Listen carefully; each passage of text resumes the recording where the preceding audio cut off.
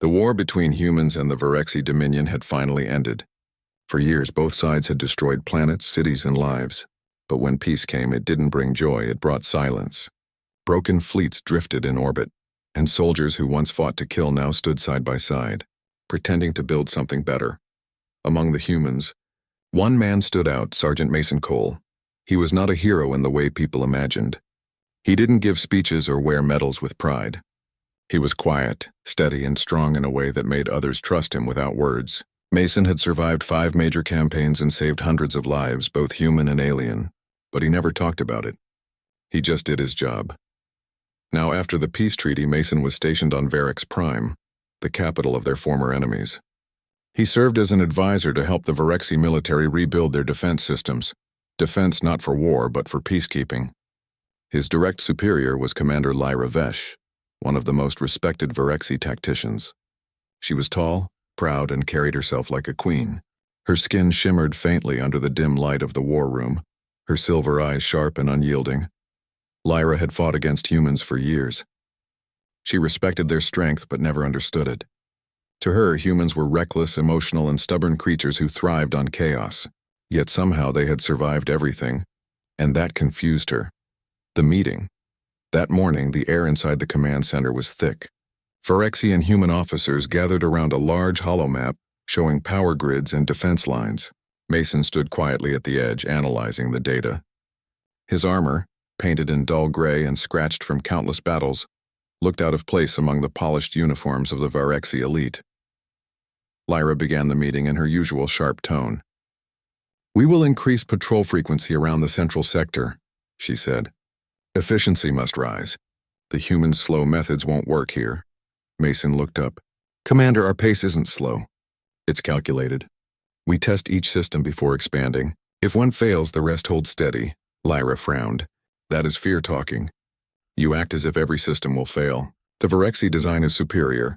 We do not need so much testing." "It's not fear," Mason said calmly. "It's prevention. We learned the hard way, rush leads to collapse." Her voice rose slightly. "You humans are obsessed with caution. Every action must have a reason, every reason must have a backup. You call it strategy. I call it hesitation." The room went quiet. The other officers exchanged uneasy looks. Mason didn't react. He just turned back to the holomap and adjusted a few settings. Lyra's eyes narrowed. His silence irritated her more than words could. "Say something," she snapped. "Do you think I am wrong?" Mason met her gaze. "No, Commander. I think we see from different wars." That sentence hit harder than he intended. Lyra's pride burned. Her claws clicked against the table. "Different wars? Do you think your human pain is more important than ours? You think you suffered more? She paused, her voice dripping with anger. "You humans act like your scars make you wise, but you are only flesh. Without your armor, without your machines, you are nothing." The last word echoed across the hall. The armor comes off. No one moved. No one spoke. Mason stood there for a long second, his expression unreadable. Then he slowly reached for the magnetic clamps on his armor. One by one, he unlocked them. The armor hissed as the seals broke, steam curling around his arms. The heavy plates fell away, clattering on the table. His chest plate, his gauntlets, his boots, all of it came off until he stood in his black undersuit. The room was silent. Underneath, his skin told a story no words could. Scars ran across his ribs and shoulders, some deep and twisted, others faint and white. Burns, punctures, cuts, every mark earned on a battlefield somewhere far from home. He didn't look angry. He didn't look proud. He just looked tired. Without saying a word, Mason placed the last piece of armor, a dented helmet, on the table before Lyra.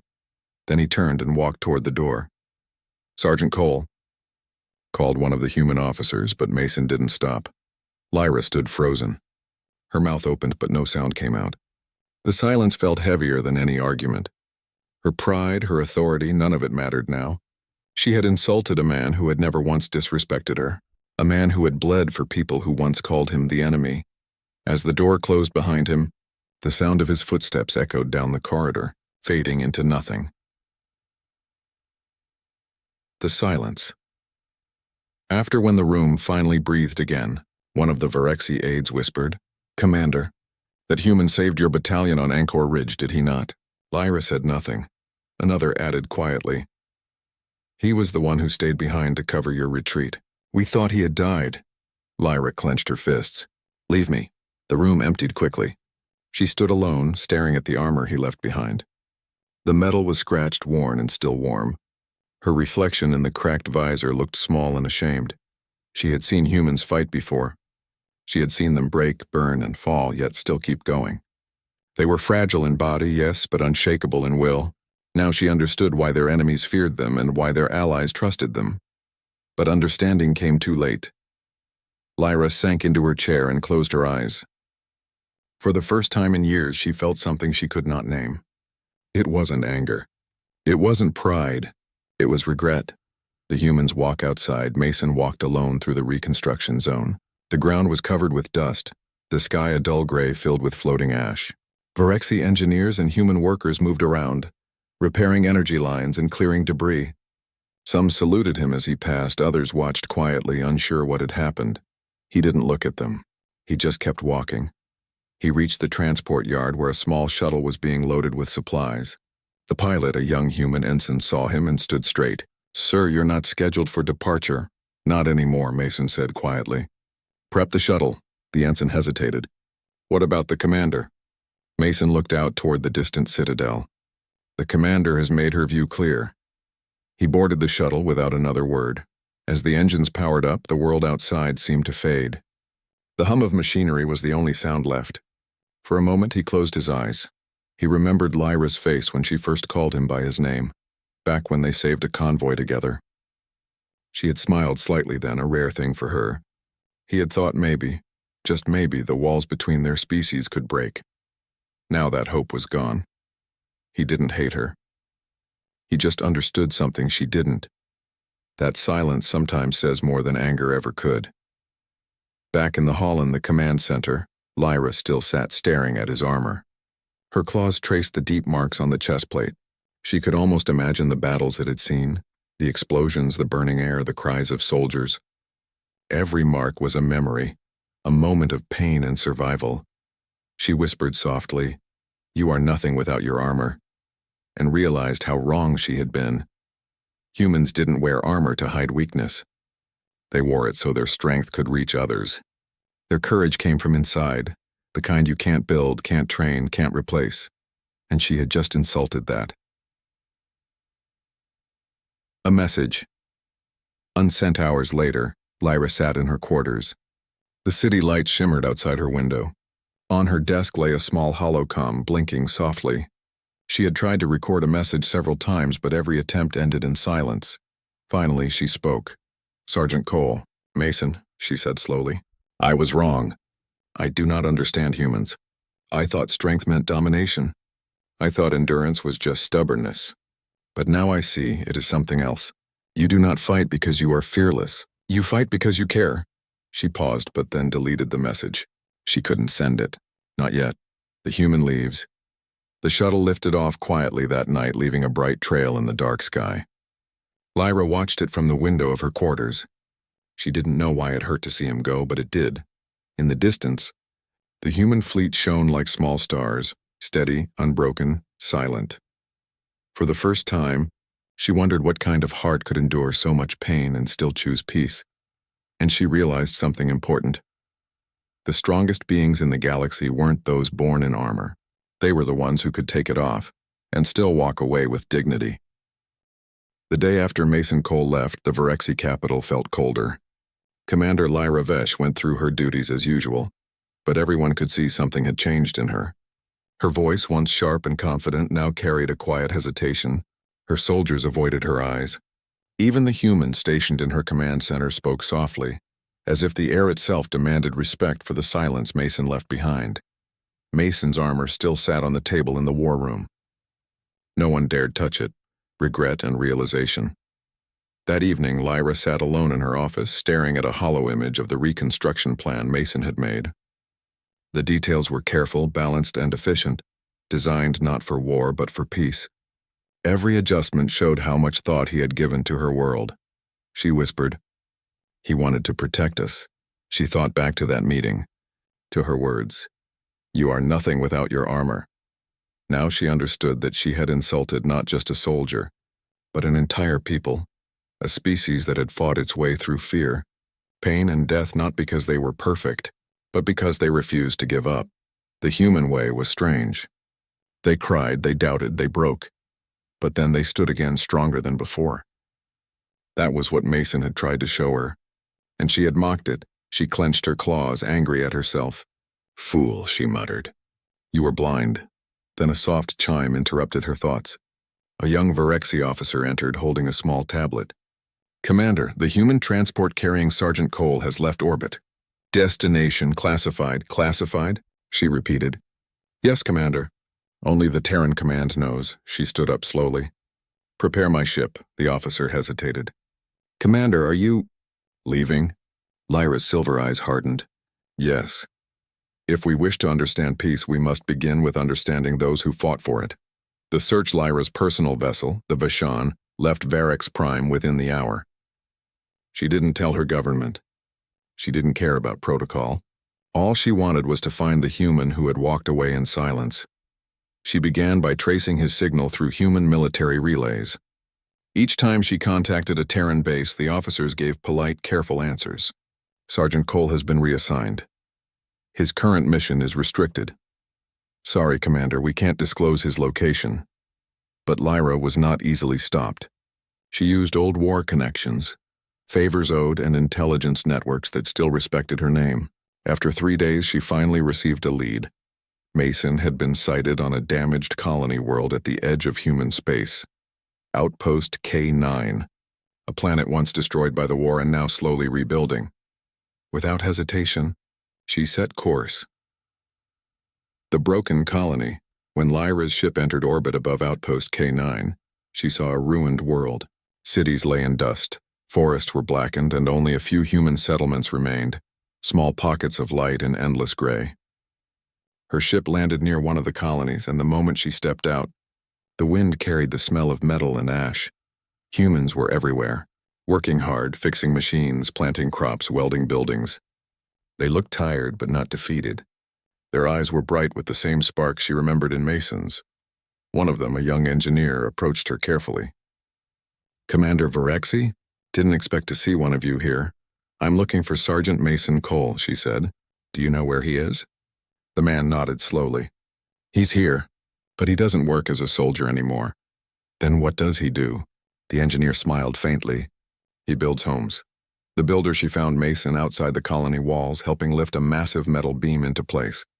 His sleeves were rolled up, his hands covered in dust and grease. No armor, no rank, just a man doing honest work. When he noticed her, he paused, lowering the beam with quiet strength. For a moment, neither spoke. The wind filled the silence between them. Finally, Mason said, "Commander?" Lyra looked at him carefully. "You left without saying goodbye," he shrugged. "Didn't think there was a reason to stay." "You always find a reason," she said softly. "You humans always do." He didn't respond. He turned to pick up another tool, his movement steady and calm. She watched him work for a while before speaking again. "I came to apologize." That made him stop.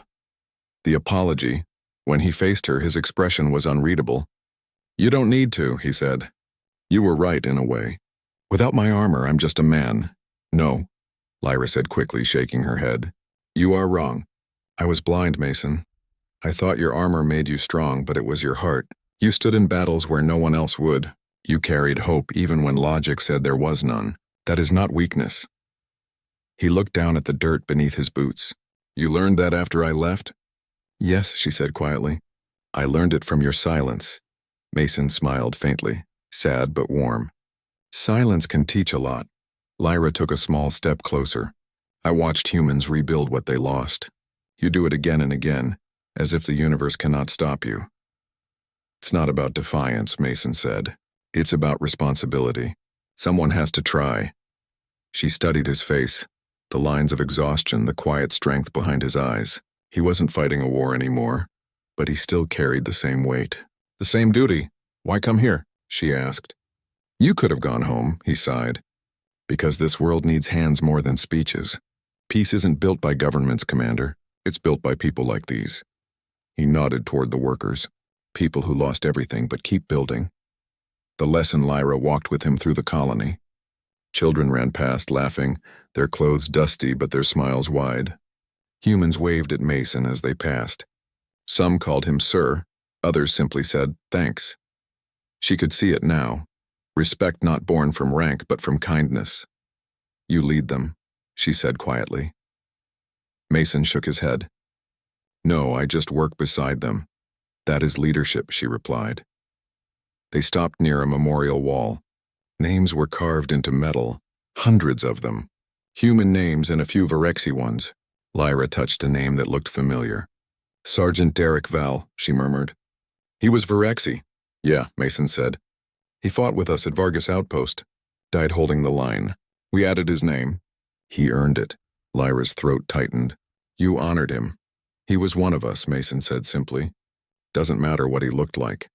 She realized then that humans didn't just fight for their own. They fought for anyone who stood beside them. That was what made them different. That was what made them terrifying and beautiful at the same time. Understanding as the sun began to set, painting the sky orange and gold, Lyra sat beside Mason on a small hill overlooking the colony. I came here thinking I was doing you a favor, she said. But now I see I came here to learn. Mason looked at her. What did you learn? That strength is not in armor or weapons, she said softly. It's in the will to keep moving forward. You humans, you never stop. Even when it hurts, he chuckled quietly. Yeah, that's us. Too stubborn to quit, she smiled. Maybe that's why you always win. He looked at her seriously. Winning isn't the goal anymore. Living is. They sat in silence for a while, watching workers light up lanterns across the colony. The world, once broken, was slowly glowing again. The gift before leaving, Lyra reached into her cloak and pulled out a small metallic cube. She handed it to him. This belonged to your armor. It was left behind. Mason took it, recognizing the data core inside, the heart of his suit's AI. He hadn't realized it was missing. I thought it was gone, he said. I kept it safe, Lyra replied. I didn't understand why at the time. Now I do. Mason looked at her. Why? Because it reminded me of you, she said, and of the silence you left behind. It taught me more than any battle ever did. He smiled gently. Then maybe we both learned something. She bowed slightly, the gesture of respect among her kind. We did. Goodbye. The next morning, Lyra prepared to leave. The humans gathered to see her off. Children waved. Workers nodded. Mason stood a few steps away. She turned to him one last time. If our worlds ever fight again, I will remember this place. I will remember you. I hope our worlds don't, Mason said. But if they do, I'll still fight for peace. Lyra gave a small smile. You already do, Mason Cole, every day. As her ship lifted off, she looked down at the human colony one last time. The people looked tiny from above, but she knew now they were anything but small. They were the stubborn light that refused to die in the darkness. Epilogue weeks later, back on Varix Prime, Lyra stood in her command hall again. Mason's armor still rested there, but now it was placed inside a glass memorial. A plaque beneath it read, To the human who chose silence over pride.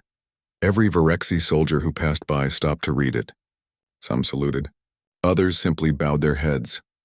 Lyra often stood there watching the light reflect off the cracked helmet. And every time she whispered the same words. The strongest warriors are not those who fight the loudest, but those who walk away with honor.